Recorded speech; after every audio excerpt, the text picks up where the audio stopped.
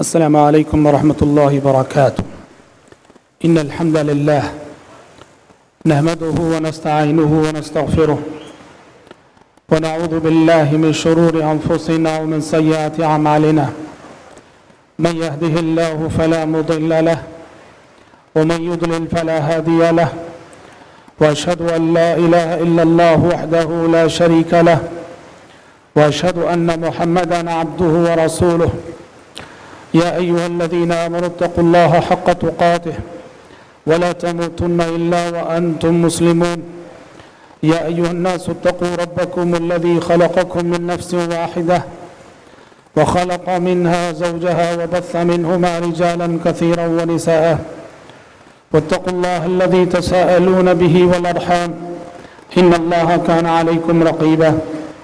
يا أيها الذين آمنوا اتقوا الله وقولوا قولا سديدا يصلح لكم أعمالكم ويغفر لكم ذنوبكم، ومن يطع الله ورسوله فقد فاز فوزا عظيما.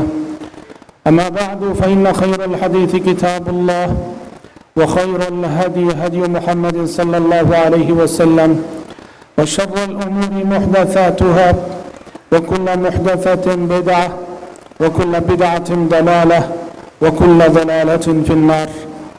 أعوذ بالله السميع العليم من الشيطان الرجيم من همزه ونفخه ونفسه. أذن للذين يقاتلون بأنهم ظلموا وإن الله على نصرهم لقدير. الذين أخرجوا من ديارهم بغير حق إلا أن يقولوا ربنا الله. حضرات، آج کے اس عظیم الشان اجلاس میں اور 15 اگست کی اس تاریخ کو، جبکہ سارا ملک آزادی کی خوشیاں منا رہا ہے کہ آج کے دن ہمارے ملک کو انگریز کی غلامی سے نجات ملی تھی، اس یادگار اور تاریخی دن میں مجھے آپ کے سامنے گفتگو کرنے کے لیے جو موضوع دیا گیا ہے وہ موضوع ہندوستان کی آزادی میں مسلمانوں کا رول اور مسلمانوں کا کردار۔ حضرات، ہر سال جب 15 اگست کی تاریخ آتی ہے تو 15 اگست کی مناسبت سے اس موضوع پر کہیں نہ کہیں جمعہ کے خطبوں میں یا پھر اس طرح کے دوسرے پروگراموں میں بولا جاتا ہے، مسلمانوں کے کردار پر روشنی ڈالی جاتی ہے۔ سبب کیا ہے؟ ہندوستان کی آزادی میں مسلمانوں کے کردار پر روشنی ڈالنے کا سبب کیا ہے؟ بنیادی طور پر 3 اسباب ہیں۔ پہلی بات تو یہ کہ آنے والی نسلیں یاد رکھیں کہ ان کے اسلاف نے اس ملک کے لیے کیا قربانیاں دی ہیں۔ دوسرا سبب یہ ہے کہ ہندوستان کی تاریخ کے اس روشن باب کو مستقبل کی تاریخ یاد رکھے، اس لیے کہ اس ملک میں تاریخ بنانے والے، تاریخ کو مسخ کرنے والے، تاریخ بگاڑنے والے، تاریخ کو مٹانے والے اور تاریخ کو بدلنے والوں کی کوئی کمی نہیں ہے۔ تو لہٰذا 15 اگست کی مناسبت سے ہر سال اس موضوع پہ کہنا اس لیے ضروری ہے کہ تاریخ کو یاد رکھے اور کسی تاریخ بدلنے والے کو یہ جرت نہ ہو سکے، ہمت نہ ہو سکے کہ ہمارے ماضی سے وہ کھیل سکے اور ہمارے ماضی سے وہ کھلواڑ کر سکے۔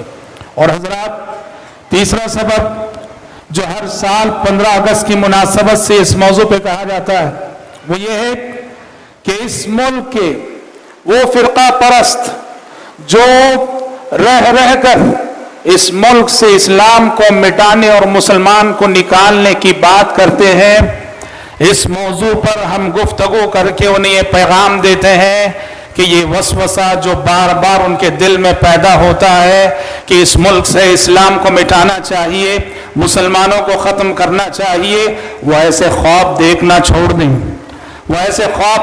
چھوڑ دیں۔ یہ سرزمین اور یہ آسمان، یہ ملک اسلام کے بغیر بے نور ہو جائے گا۔ اگر مسلمان کو اس ملک سے نکالا جائے گا، یہاں کی سرزمین روئے گی اور ڈھونڈے گی اور تلاش کرے گی کہ وہ مسلمان کہاں چلا گیا جس نے اپنے خون سے مجھے سینچا تھا۔ یہاں کا آسمان روئے گا اور تلاش کرے گا کہ وہ مسلمان کہاں چلا گیا جس کی قربانیوں کے ہزاروں نظارے اور ہزاروں مثالیں میں نے دیکھی ہیں۔ عرب فارسی کے شاعر نے کہا، گاہے گاہے باز خواہی قصہ پاری نہ رہا، گاہے گاہے باز خواہی قصہ پاری نہ رہا، تازہ خواہی داشتن گر زخم ہائے سینہ رہا۔ اگر چاہتے ہو کہ تمہارے دل کے زخم ہرے رہیں تو ان پرانی روایتوں کو کبھی بھلایا نہ کرو، بار بار ان پرانی روایتوں کا تذکرہ کیا کرو۔ حضرات، یہ سچ ہے اور یہ حقیقت ہے کہ جنگ آزادی ہندو اور مسلم دونوں نے مل کر لڑی ہے۔ اس حقیقت سے کوئی انکار نہیں کر سکتا۔ ہندوستان کی جنگ آزادی یہ بیک ہوا مسلم اور ہندو دونوں نے مل کر لڑی ہے، اس حقیقت سے کوئی انکار نہیں کر سکتا۔ مگر یاد رہے کہ اکثر مرحلوں میں جنگ آزادی کی قیادت اور کمانڈنگ مسلمانوں کے ہاتھ میں رہی۔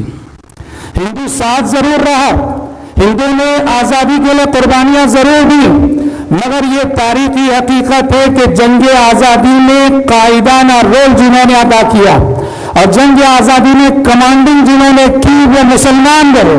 اس لیے کہ جنگ آزادی ایسا نہیں کہ وہ 40-50 سال میں محیط ہے۔ ہاں مائک ایسا رکھیے برائے مہربانی، بالکل ایسا ہونا چاہیے۔ جنگ آزادی ایسا نہیں کہ 40-50 سال کی تاریخ ہے، جنگ آزادی 200 سے 250 سال پر محیط ہے۔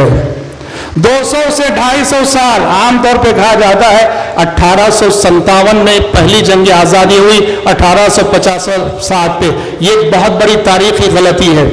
جنگ آزادی شروع ہوتی ہے 1750 سے پہلے، 1750 سے پہلے 2015 میں ہم ہیں، 1940 پر 7 میں ملک آزاد ہوا۔ کہا یہ جاتا ہے کہ 1857 میں جنگ آزادی شروع ہوئی، غلط بات ہے، اس سے 1 صدی پہلے 1750 سے پہلے جنگ آزادی شروع ہو گئی۔ اس طرح جنگ آزادی کی تاریخ 200 سے 250 سال پر محیط ہے۔ اور جیسا کہ ہم نے کہا قائدانہ رول مسلمانوں نے ادا کیا۔ کیوں ادا کیا؟ اس لیے کہ انگریز کا پہلا ٹارگٹ مسلمان تھے۔ انگریز نے اس ملک سے جو حکومت چھینی مسلمانوں سے چھینی۔ ایسٹ انڈیا کمپنی کے حوالے سے کاروبار کے لیے انگریز داخل ہوا اور داخل ہو کر دھیرے دھیرے اس ملک کے تخت و تاج پہ قبضہ کیا۔ تو انگریز نے جن سے حکومت لی، اپنا اقتدار چھینا، وہ مسلمان تھے۔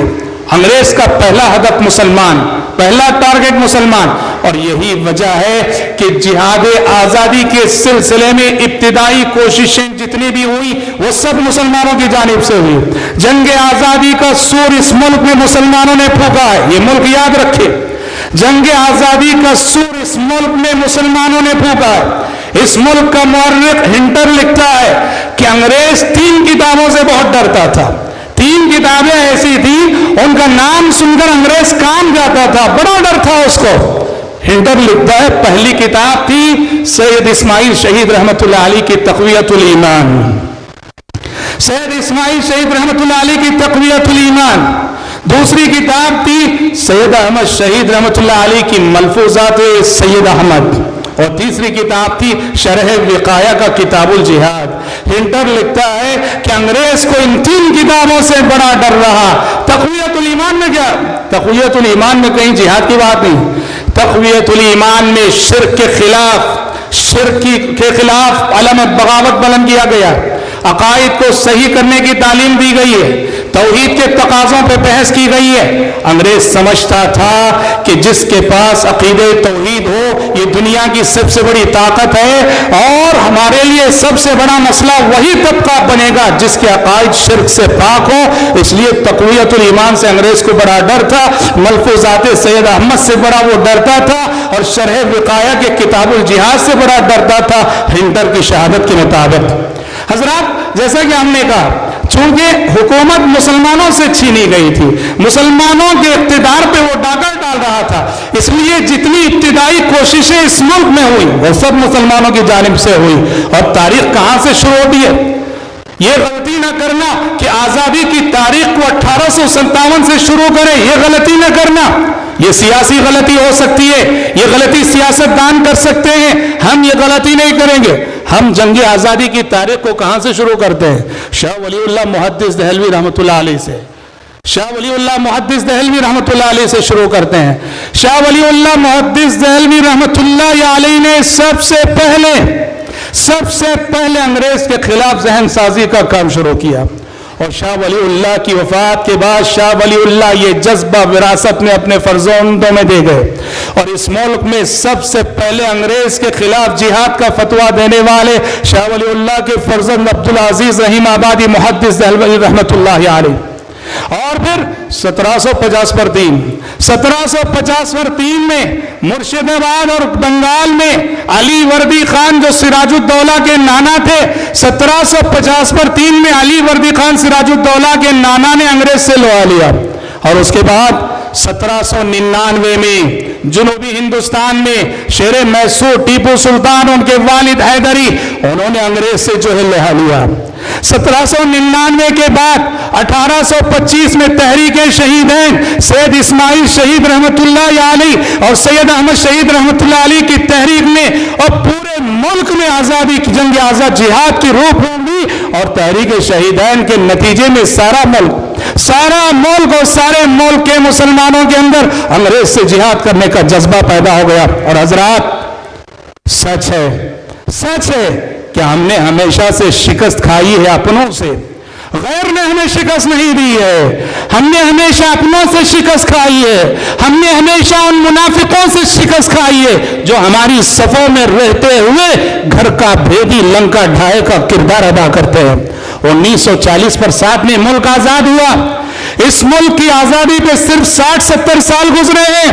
یہ ملک یقین کرو 150 سال پہلے آزاد ہو گیا ہوتا. یہ ملک 200 سال پہلے آزاد ہو گیا ہوتا اگر بنگال میں سراج الدولہ کے ساتھ میر جعفر کی بغاوت نہ ہوتی، اگر سعود میں ٹیپو سلطان کے ساتھ میر صادق کی بغاوت نہ ہوتی، اگر بہار میں بیگم حضرت محل کے ساتھ نیپال کے گورکھوں کی بغاوت نہ ہوتی، اگر تحریک شہیدین کے ساتھ افغانستان کے سرحد کے پٹھانوں کی بغاوت نہ ہوتی تو آزادی کا سورج 200 سال پہلے طلوع ہو گیا ہوتا. ان غداروں نے، ان منافقوں نے، ان خائنوں نے سبحان اللہ انگریز کے ساتھ تال میل کر کے اپنے ضمیر کا سودا کیا، اپنے ضمیر کو بیچا، اپنے ایمان کو بیچا، اپنے زمین کو بیچا. حضرات آزادی کی منزل تک یہ ملک ایسے ہی نہیں پہنچا ہے. آزادی کی منزل تک یہ ملک ایسے ہی نہیں پہنچا ہے. آزادی کا یہ راستہ یا آزادی تک اس ملک کا مسلمان یا اس ملک کا ہندوستانی یاد رکھیے آزادی کی منزل تک پہنچنے کے لیے خون کے دریا اس نے طے کیے ہیں. خون کے دریا اس نے طے کیے ہیں. قید و بند کی صعوبتیں اس نے برداشت کی ہیں. قید و بند کی صعوبتیں اس نے جھیلی ہے. کالا پانی کی آزمائش کا سامنا کیا ہے. تختہ دار پہ چڑھائے گئے ہیں، جائیدادیں ضبط کی گئی ہے اور 200 سال کی یہ تاریخ لہو سے بھری ہوئی تاریخ ہے. 200 سال کی یہ تاریخ خون سے رنگین تاریخ ہے. اللہ اکبر. تاریخ بتاتی ہے کہ جب کبھی تختہ دار نے پکارا، جب کبھی امتحانات نے پکارا، اس ملک کی آزادی کے لیے سب سے پہلے سینہ سپر ہو کر کھڑے ہونے والا اس ملک کا مسلمان تھا. اس ملک کی آزادی کی راہ میں جب بھی آزمائشوں نے دعوت دی، امتحانات نے پکارا، اس ملک کے مسلمان نے کبھی قدم پیچھے نہیں ہٹایا بلکہ سینہ تان کر آگے بڑھتا رہا. یہ کہتے ہوئے شاعر کی زبان میں سرفروشی کی تمنا اب ہمارے دل میں ہے، سرفروشی کی تمنا اب ہمارے دل میں ہے. دیکھنا ہے زور کتنا بازوئے قاتل میں ہے. اے شہید ملک و ملت میں تیرے اوپر نثار، اے شہید ملک و ملت میں تیرے اوپر نثار. اب تیری ہمت کا چرچا غیر کی محفل میں ہے. کھینچ کر لائی ہے سب کو قتل ہونے کی امید، کھینچ کر لائی ہے سب کو قتل ہونے کی امید. عاشقوں کا آج جنگ کوچہ قاتل میں ہے. وقت آنے دے بتا دیں گے تجھے اے آسماں، وقت آنے دے بتا دیں گے تجھے اے آسماں. ہم ابھی سے کیا بتائیں کیا ہمارے دل میں ہے. خون سے کھیلیں گے ہولی، خون سے کھیلیں گے ہولی. گر وطن مشکل میں ہے، سرفروشی کی تمنا اب ہمارے دل میں ہے. کلام ایک شاعر کا ہے. الفاظ ایک شاعر کے ہیں، مصرے ایک شاعر کے ہیں، اشعار ایک شاعر کے ہیں، جذبات سارے ہندوستانی مسلمانوں کے اور مجاہدین آزادی کے ہیں، احساسات سارے ہندوستانی مسلمانوں کے اور مجاہدین آزادی کے ہیں۔ اور حضرات واقعات کی روشنی میں اگر دیکھنا چاہیں، واقعات کی روشنی میں اگر ہم دیکھنا چاہیں کہ اس ملک کی آزادی کی منزل پر اس ملک کا مسلمان کن کٹھن راستوں سے پہنچا ہے، بڑی المناک تاریخ ہے۔ آخری مغل بادشاہ بہادر شاہ ظفر جو جہاں اس ملک میں مسلمانوں کی 852 سالہ حکومت کا خاتمہ جس پر ہوتا ہے، بہادر شاہ ظفر کو انگریز نے قید کر لیا اور بہادر شاہ ظفر کی آنکھوں کے سامنے 4 شہزادوں کو، اس کے 4 بچوں کو تڑپتے ہوئے زندہ ذبح کیا گیا۔ 4 بچوں کو، 4 شہزادوں کو، ناز و نیم میں پلے ہوئے شہزادوں کو بہادر شاہ ظفر کی نظروں کے سامنے زندہ ذبح کیا گیا اور رنگون کے قید خانے میں اسے قید کر دیا گیا۔ بہادر شاہ ظفر نے اپنے ان زخموں کو الفاظ کی شکل میں، اشعار کی شکل میں یوں بیان کیا تھا۔ وہ آخری اس کی غزل بڑی مشہور ہے، لگتا نہیں ہے جی میرا اجڑے دیار میں، رنگون کے قید خانے میں، لگتا نہیں ہے جی میرا اجڑے دیار میں، کس کی بنی ہے عالم ناپائیدار میں، کہہ دو ان حسرتوں سے کہیں اور جا بسیں، کہہ دو ان حسرتوں سے کہیں اور جا بسیں، اتنی جگہ کہاں ہے دل داغدار میں، عمر دراز مانگ کر لائے تھے 4 دن، عمر دراز مانگ کر لائے تھے 4 دن، 2 آرزو میں کٹ گئے 2 انتظار میں، کتنا ہے بدنصیب ظفر دفن کے لیے، کتنا ہے بدنصیب ظفر دفن کے لیے، 2 گز زمین بھی مل نہ سکی کوئی یار نے، کہا کہ جس وسیع و عریض ہندوستان پہ میں حکومت کر رہا تھا، آج وہ وقت آیا ہے کہ اس ہندوستان کی 2 گز زمین بھی مجھے میسر نہیں دفن ہونے کے لیے، کتنا ہے بدنصیب ظفر دفن کے لیے، 2 گز زمین بھی مل نہ سکی کوئی یار میں۔ حسرت موہانی اردو ادب کے مشہور شاعر، حسرت موہانی کو انگریز سے بغاوت کے جرم میں قید کر دیا گیا اور قید با مشقت کی سزا دی گئی، چکی پیسنے کی سزا دی گئی۔ انگریز کی مار کھا کے ان کے ہاتھ پھٹ چکے تھے، ان کی انگلیاں خون سے بہہ رہی تھی، جیل کے وارڈن سے کوئلہ لے کر کوئلہ لے کر قید خانے کی دیواروں پہ انہوں نے اشعار لکھے، کہا ہے مشق سخن جاری چکی کی مشقت بھی، ہے مشق سخن جاری چکی کی مشقت بھی، ایک طرف تماشا ہے حسرت کی طبیعت بھی، کہا کہ کیسی زندگی ہے کہ چکی بھی پیس رہا ہو اور اشعار بھی کہہ رہا ہو، ہے مشق سخن جاری چکی کی مشقت بھی، ایک طرف تماشا ہے حسرت کی طبیعت بھی۔ حضرات علماء صادق پور کے تذکرے کے بغیر جہاد آزادی کی تاریخ ناقص ادھوری ہے۔ علماء صادق پور یہ کون ہے؟ صادق پور پٹنہ کا ایک محلہ تھا، پٹنہ کا پرانا نام عظیم آباد تھا، اس کا ایک محلہ تھا صادق پور کے علماء جو کہ پورے خاندانی اہل حدیث تھے، اس خاندان کو یہ شرف اور اعزاز پہنچتا ہے اور رہتی دنیا تک یہ ملک جب تک باقی رہے گا اس خاندان کے علماء کی خدمات کو فراموش نہ کر سکے گا۔ اس خاندان کے علماء صادق پور نے پوری 1 صدی تک علم جہاد بلند رکھا۔ 1750 سے 1857 کی جنگ تک علماء صادق پور پوری 1 صدی انگریز سے لڑتے رہے۔ ہر مرنے والا اپنی اولاد کو وصیت کر کے جاتا کہ کبھی علم جہاد کو گرنے نہ دینا، جہاد کے جھنڈے کو گرنے نہ دینا جب تک کہ انگریز کی غلامی سے اس ملک کو آزادی نصیب نہ ہو جائے۔ اور آپ کو معلوم ہے پٹنہ میں علماء صادق پور کے محلے میں عید کا دن آیا، کیسا آیا؟ عید کے دن جب سارے مسلمان خوشی منا رہے ہیں، انگریز بلڈوزر لے کر آیا اور پورا صادق پور کا محلہ، سارے صادق پور کے محلے پر بلڈوزر چلا دیا گیا، انہیں بے گھر کر دیا گیا۔ صادق پور میں کوئی گھر نہ بچا، کوئی محلہ نہ بچا، پورے علماء صادق پور کے گھروں کو بلڈوزروں سے مسمار کر دیا گیا۔ اور عید کے دن یہ تماشا ہوا، عید خوشی کے موقع پہ انہیں یہ زخم دیا گیا۔ علماء صادق پور کی قربانیوں کے حوالے سے پنڈت جواہر لال نہرو کی شہادت ہم آخر میں پیش کریں گے۔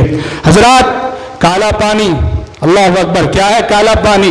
جزیرے انڈمان نکوبار میں جو بے آباد جزیرے تھے، انگریز نے قید خانے بنا رکھے تھے، جیل بنا رکھے تھے، اور وہاں کالا پانی کی سزا دی جاتی تھی، اور انگریز نے مجاہدین آزادی کو جو سب سے بڑی سزائیں دی وہ کالا پانی کی سزا ہے۔ اس سے بڑی کوئی اور سزا نہیں۔ پھانسی کی سزا میں تھوڑی دیر کی تکلیف میں انسان ختم ہو جاتا ہے۔ کالا پانی کی سزا انگریز کی سب سے خطرناک سزا تھی، اور ہندوستان کی تاریخ یاد رکھے، کالا پانی کی سزا انگریز نے جن کو بھی دی، 95% وہ سب مسلمان تھے، 95% سب مسلمان تھے۔ غیر مسلم کالا پانی کی سزا پانے والے بمشکل 5 سے 10% تھے، کالا پانی کی سزا پانے والے سب مسلمان تھے، اور ان میں بھی خصوصیت کے ساتھ علماء اہل حدیث، علماء صادق پور کو انگریز نے کالا پانی کی سزا دی۔ مولانا جعفر تھانیسری رحمۃ اللہ علیہ، مولانا ولایت علی رحمۃ اللہ علیہ، مولانا یحییٰ علی رحمۃ اللہ علیہ، یہ وہ نام ہے علماء صادق پور میں جنہوں نے کالا پانی کی سزا پائی۔ اور ایک ایسی سزا تھی، جانتے ہیں، یہ اتنی مشکل سزا تھی کہ بعض ہندوؤں کی ہمت جواب دی گئی۔ ایک بہت ہی نمایاں نام مجاہدین آزادی میں جو برہمن تھے، ویر ساورکر، انگریز نے کالا پانی کی سزا دی 1920 کے قریب تقریباً۔ کالا پانی کو جب دیکھا تو ان کا حوصلہ جواب دے گا، ہمت جواب دی۔ وہیں سے ویر ساورکر نے انگریز کو 3 خطوط لکھے،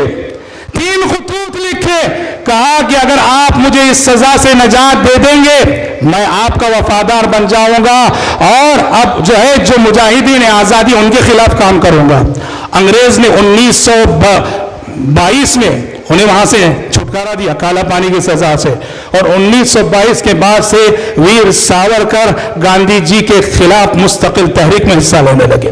اور اس ملک کی تاریخ یہاں تک کہتی ہے کہ گاندھی جی کے قتل میں باقاعدہ ان کا حصہ رہا، مگر تھے بیرسٹر، اپنی ذہانت اور چالاکی سے سزا سے بچ گئے، مگر کہا جاتا ہے کہ گاندھی جی کے قتل میں باقاعدہ ان کا حصہ رہا۔ کالا پانی کی سزا میں ایک طرف یہ غیر مسلم کا کردار دیکھو، اور دوسری طرف مولانا جعفر تھانیسری رحمۃ اللہ علیہ، علماء صادق پور میں سے، انگریز نے کالا پانی کی سزا دی، مدت سزا مکمل کی ثابت قدم رہے، اور مدت سزا مکمل ہونے کے بعد انہوں نے مستقل کتاب لکھی، کتاب کا نام ہے کالا پانی، اور دستیاب ہے وہ کتاب، ملتی ہے وہ کتاب ہر جگہ، جس میں انہوں نے لکھا ہے کہ کیسی وحشتناک اور اذیتناک سزائیں دی جاتی تھیں۔ اور حضرات، اس ملک کی تاریخ کی اور اس ملک کے شہداء کی، مسلمانوں کی قربانیوں کی بات ہم کر رہے ہیں۔ ملبار کے حوالے سے آئیے ہم آپ کو بتاتے چلیں۔ ملبار میں ایک برادری تھی، ایک طبقہ تھا مسلمانوں کا جنہیں موپلا مسلمان کہا جاتا تھا، موپلا مسلمان۔ علی مسلیار کو انگریز نے جب گرفتار کیا تو یہ موپلا مسلمانوں کی برادری انگریز کے خلاف اٹھ کھڑی ہوئی۔ آپ کو معلوم ہے موپلا مسلمانوں کو انگریز نے کیسی اذیتناک سزائیں دی۔ کیرلا کا شہر تیرور، کیرلا کے شہر تیرور میں موپلا مسلمانوں میں سے 125 مجاہدین آزادی کو انگریز نے گرفتار کیا۔ اب گرفتار کس لیے کیا؟ مدراس لے جانا ہے، اس لیے کہ کورٹ لے جانا ہے ان کو، کیس چل رہا ہے ان پر۔ کس میں لے جایا گیا؟ مال گاڑی، ٹرین ہے نا، مال گاڑی میں، اور جبکہ اس دور میں کہتے ہیں بمشکل مال گاڑی کی ایک ڈبے میں 50 سوار ہو سکتے تھے، 50 کی جگہ 125 مجاہدین کو ٹھونسا گیا، 125 مجاہدین کو ایک بوگی میں ٹھونسا گیا اور لوہے کا دروازہ بند کر دیا گیا۔ سوچو کہ کیا گزری ہوگی، چاروں طرف سے بند، کوئی دریچہ نہیں، ہوا جانے کا کوئی راستہ نہیں، اور سفر بھی کیسا، ایسا نہیں کہ دوپہر کو تیرور سے نکلے اور شام چنئی آ گیا جس طرح آج کی رفتار ہے۔ مورخ لکھتا ہے کہ تیرور سے نکل کر سیلم کوئمبتور کے راستے سے ہوتے ہوئے چنئی پہنچنے تک 2.5 سے 3 دن لگے، رینگتی ہوئی جاتی تھی گاڑیاں، یہ 2.5 سے 3 دن ایک بوگی میں جہاں 50 آدمیوں کی گنجائش ہے اور 125 مجاہدین آزادی مسلمان بند کر دیا گیا ہے. صورتحال یہ اندر نہ کھانا میسر نہ پانی میسر. صورتحال یہ تھی کہ بھوک سے تڑپ کر ایک دوسرے کو کھا رہا تھا. مورخ لکھتا ہے جب درمیان میں ایک جگہ ریل رکا کر دروازہ کھولا گیا تو دیکھا گیا کہ 65 جانیں جا چکی ہیں. 65 جانیں جا چکی ہیں, گل چکی ہیں, سڑ چکی ہیں, اور نتیجے میں تعفن سے اور بدبو سے جو زندہ بچے ہیں وہ بھی جو ہے نیم مردہ حالت کے ہو چکے ہیں. اور اس حالت میں بقیہ زندہ لوگوں کو مدراس لے جایا گیا, اور مدراس لے جا کر کورٹ میں انگریز جج نے آدھے لوگوں کے حق میں سزائے موت سنائی اور آدھے لوگوں کو کالا پانی کی سزا سنائی.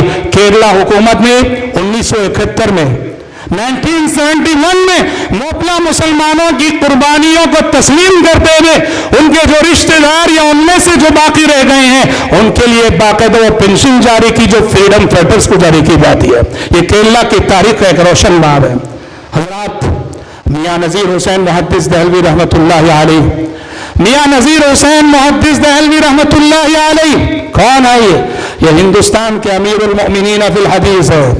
ہندوستان کے امیر المؤمنین فی الحدیث ہے. ہندوستان میں علم حدیث کی جتنی سندیں پائی جاتی ہیں وہ میاں صاحب سے ہو کر گزرتی ہیں. میاں نذیر حسین محدث دہلوی رحمہ اللہ کا مدرسہ حدیث دلی میں موجود تھا. انگریز دلی کے مدرسوں پہ حملہ کرتا تھا, علماء کو گرفتار کرتا تھا. چنانچہ ان گرفتار ہونے والوں میں امیر المؤمنین فی الحدیث میاں نذیر حسین محدث دہلوی رحمۃ اللہ علیہ بھی تھے, اور تقریباً 1 سال راول پنڈی کی جیل میں بند رہے. 1 سال راول پنڈی کے قید خانے میں انگریز نے بھی بند رکھا. اور امام الہند مولانا ابوالکلام آزاد رحمۃ اللہ علیہ, مولانا ابوالکلام آزاد رحمۃ اللہ علیہ, اس ملک نے ایسا عظیم انسان بہت کم دیکھا ہوگا, ایسا صاحب بصیرت انسان, ایسا دانشور انسان, اتنا بڑا مفکر, اتنا بڑا دانشور, اتنا بڑا دور اندیش انسان جو اپنی جگہ ایک موحد, ایک مفسر, ایک محدث اور ایک صاحب بصیرت انسان امام ابوالکلام آزاد رحمۃ اللہ علیہ, جن کی زندگی کا منٹ بڑا قیمتی, جن کی زندگی کا منٹ بڑا قیمتی. انگریز پہلے تو ان کی فکر کو لگام دینا چاہا, ان کی زبان کو لگام دینا چاہا, ان کے قلم کو لگام دینا چاہا. کبھی ان کے مجلے البلاغ پہ پابندی لگ رہی ہے, کبھی ان کے پرچے الہلال پہ پابندی لگ رہی ہے, اور کبھی خود انہیں گرفتار کر کے جیل میں ڈال دیا جاتا ہے. احمد نگر کا قید خانہ آج بھی محفوظ ہے. جس قید خانے میں مولانا آزاد کو بار بار قید کیا جاتا تھا, احمد نگر کا جیل, احمد نگر کا قید خانہ آج بھی شاہد عدل ہے. جس انسان کی زندگی کا منٹ قیمتی, اس انسان کی زندگی کے 15 قیمتی سال جیلوں میں گزرے. 15 سال کا عرصہ امام الہند مولانا ابوالکلام آزاد رحمۃ اللہ علیہ نے قید خانے میں گزارا. اور حضرات, مجاہدین آزادی کی بات ہم کر رہے ہیں. مجاہدین آزادی بہت ہیں, بہت سے ایسے ہیں جنہیں تاریخ فراموش کر چکی ہے, جنہیں تاریخ بھلا چکی ہے. چونکہ ہم بنگلور میں پروگرام کر رہے ہیں, بنگلور میں ہمارا پروگرام ہو رہا ہے. آئیے میں آپ کو بنگلور کی ایک شخصیت سے تعارف کراتا چلو. کون ہے یہ 20ویں صدی عیسوی کے آغاز میں جو مشہور مجاہدین ساؤتھ انڈیا میں پائے گئے, اس میں بنگلور کے عثمان سیٹھ, خلافت والے عثمان سیٹھ صاحب جو خلافت تحریک کے ساؤتھ انڈیا کے پریزیڈنٹ تھے اور جہاد آزادی کے رکن رکین تھے. آپ کو معلوم ہے کہ جب اس ملک میں یہ بیداری آئی کہ انگریز سے جہاد تبھی کامیاب ہوگا جب ہم اپنی اسکول قائم کریں. آج جہاں بشپ کاٹن اسکول ہے, بشپ کاٹن گرلز اسکول ہے, وہاں سب سے پہلے عثمان سیٹھ صاحب نے اپنا اسکول قائم کیا انگریز کے خلاف. اور اس ملک کی تاریخ یاد رکھے, اس ملک کے افتتاح کے لیے, اس اسکول کے افتتاح کے لیے گاندھی جی, جواہر لال نہرو اور مولانا شوکت علی جو تحریک خلافت کے رکن رکین تھے, یہ لوگ آئے تھے. اور گاندھی جی کو جب پتا چلا کہ یہ بہت بڑے امیر ہیں بنگلور کے، گاندھی جی نے درخواست کی کہ ہندوستان کی آزادی کے لیے آپ اپنی دولت وقف کیجئے۔ عثمان سیٹھ صاحب نے اپنی کئی جائیدادیں بیچ کر گاندھی جی کا جو ہے تعاون کیا تھا۔ اور آپ حوالہ پوچھیں گے کرناٹکا گزٹ کے صفحہ نمبر 9 پر 7 پہ دیکھیے، کرناٹکا گزٹ جو کہ مستند حوالہ ہے، اس کے صفحہ نمبر 9 پر 797 میں عثمان سیٹھ صاحب کی قربانیوں کا اور ان کی جہاد آزادی کا اقرار آپ پائیں گے۔ حضرات روشن تاریخ ہے، بڑی لمبی تاریخ ہے، کہنا یہ ہے ہم کن کن کا ذکر کریں اور کتنے حوالے دیں۔ ایک بات جو قصہ مختصر کے طور پہ کہنا چاہیں وہ یہ ہے، پنڈت جواہر لال نہرو نے ایک بہت بڑی بات کہی۔ پٹنہ گئے تھے وہ جب وزیر اعظم تھے، پٹنہ جا کر ہندوستان کے پہلے پرائم منسٹر نے کیا شہادت دی؟ پٹنہ جیسے کہ ہم نے کہا علماء صادق پور کا علاقہ ہے۔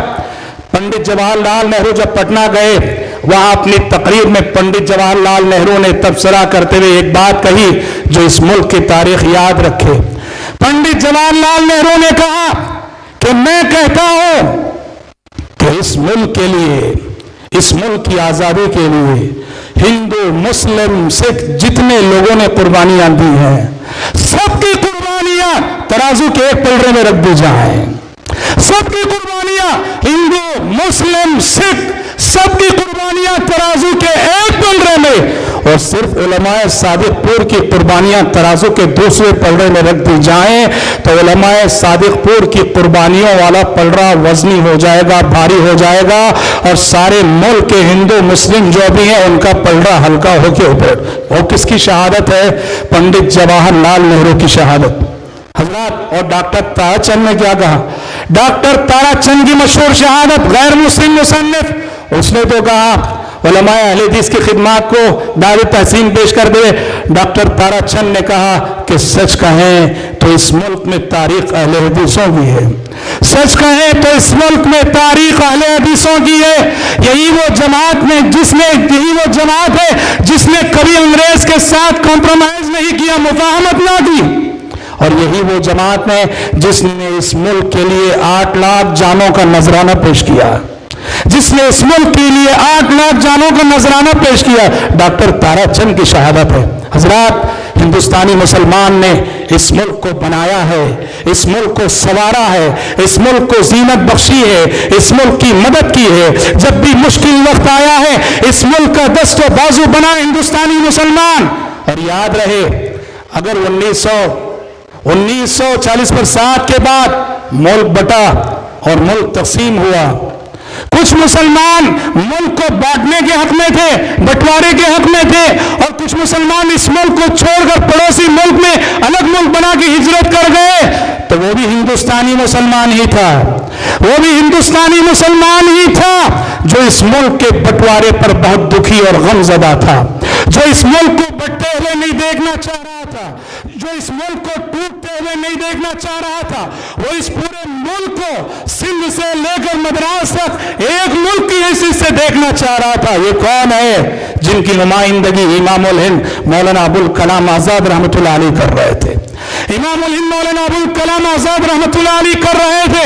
جانے والے پاکستان جا رہے تھے، پاکستان ہجرت کر رہے تھے، اور اس موقع سے امام الہند مولانا ابوالکلام آزاد دلی کی جامع مسجد کی سیڑھیوں پہ کھڑے ہو کے ہندوستانی مسلمانوں سے مخاطب ہو کر وہ تقریر کی تھی، وہ خطاب کیا تھا جو اردو خطابت کے تاریخ میں ایک سب سے نمایاں خطاب ہے، جس میں انہوں نے ملک کو بانٹنے والے فلسفے پر تنقید کرتے ہوئے مسلمانوں کو حوصلہ دیتے ہوئے خطاب کیا تھا، جس کے کچھ جملے میں آپ کو پڑھ کے سنانا چاہتا ہوں۔ مولانا آزاد نے 1947 میں جب ملک بٹ رہا تھا، اس وقت ملک جب مسلمان ہجرت کر رہے تھے، اس وقت خطاب کرتے ہوئے کہا تھا، اور یادگار جملے انہوں نے کیا کہا؟ آزاد نے کہا تھا اس وقت، تمہیں یاد ہے میں نے تمہیں پکارا، تم نے میری زبان کاٹ لی، میں نے قلم اٹھایا اور تم نے میرے ہاتھ قلم کر دیے، میں نے چلنا چاہا تم نے میرے پاؤں کاٹ دیے، میں نے کروٹ لینی چاہی تم نے میری کمر توڑ دی۔ یہ فرار کی زندگی جو تم نے ہجرت کے مقدس نام پر اختیار کی ہے، دیکھو پاکستان جو جا رہے تھے ان سے کہا یہ فرار کی زندگی جو تم نے ہجرت کے مقدس نام پر اختیار کی ہے، اس جملے کو سنتے ہوئے آپ ذہن میں رکھو جو مہاجرین پاکستان گئے آج بھی وہ کس نام سے کہ ان کی کیا حیثیت ہے اور آج بھی وہاں کیسا امتیازی سلوک ان کے ساتھ ہو رہا ہے۔ انہوں نے مولانا آزاد نے کہا یہ فرار کی زندگی جو تم نے ہجرت کے مقدس نام پر اختیار کیا اس پر غور کرو، اپنے دلوں کو مضبوط بناؤ، اپنے دماغوں کو سوچنے کی عادت ڈالو اور پھر دیکھو تمہارے یہ فیصلے کتنے عاجلانہ ہیں۔ آخر کہاں جا رہے ہو، کیوں جا رہے ہو؟ پاکستان جانے والے مسلمانوں سے مخاطب ہو کے کہا آخر کہاں جا رہے ہو، کیوں جا رہے ہو؟ یہ دیکھو مسجد کے بلند مینار تم سے اچک کر سوال کرتے ہیں کہ تم نے اپنی تاریخ کے صفحات کو کہاں گم کر دیا ہے؟ ابھی کل کی بات ہے کہ جمنا کے کنارے تمہارے قافلوں نے وضو کیا تھا، ابھی کل کی بات ہے کہ جمنا کے کنارے تمہارے قافلوں نے وضو کیا تھا، اور آج تم ہو کہ تمہیں یہاں رہتے ہوئے خوف محسوس ہوتا ہے، حالانکہ دہلی تمہارے خون سے سینچی ہوئی ہے، دہلی کو تم نے اپنے خون سے سینچا ہے۔ آج زلزلوں سے ڈرتے ہو، کبھی تم خود ایک زلزلہ تھے، آج اندھیرے سے کانپتے ہو کہ یاد نہیں کہ تمہارا وجود خود ایک اجالا تھا۔ یہ بادلوں نے میلا پانی برسایا ہے اور تم نے بھیگ جانے کے خدشے سے اپنے پینچے چڑھا لیے، وہ تمہارے ہی اسلاف تھے جو سمندروں میں اتر گئے، پہاڑوں کی چھاتیوں کو رون ڈالا، بجلیاں آئیں تو ان پر مسکرا دیے، بادل گرجے تو قہقہا سے جواب دیا، سرسر اٹھی تو اس کا رخ پھیر دیا، آندھیاں آئیں تو ان سے کہا کہ تمہارا راستہ یہ نہیں۔ یہ ایمان کی جانکنی ہے، یہ ایمان کی جانکنی ہے کہ شہنشاہوں کے گریبانوں سے کھیلنے والے آج خود اپنے گریبانوں سے کھیلنے لگے اور خدا سے اس درجہ غافل ہو گئے جیسے اس پر کبھی ایمان تھا ہی نہیں۔ حضرات، امام الہند کا یہ خطاب بنگلہ دیشیوں کے لیے کوئی اہمیت نہیں رکھتا ہوگا، پاکستانیوں کے لیے کوئی اہمیت نہیں رکھتا ہوگا، امام الہند کا یہ خطاب ہندوستانی مسلمان کے لیے ایک سنگ میل، ایک مشعل راہ ہے۔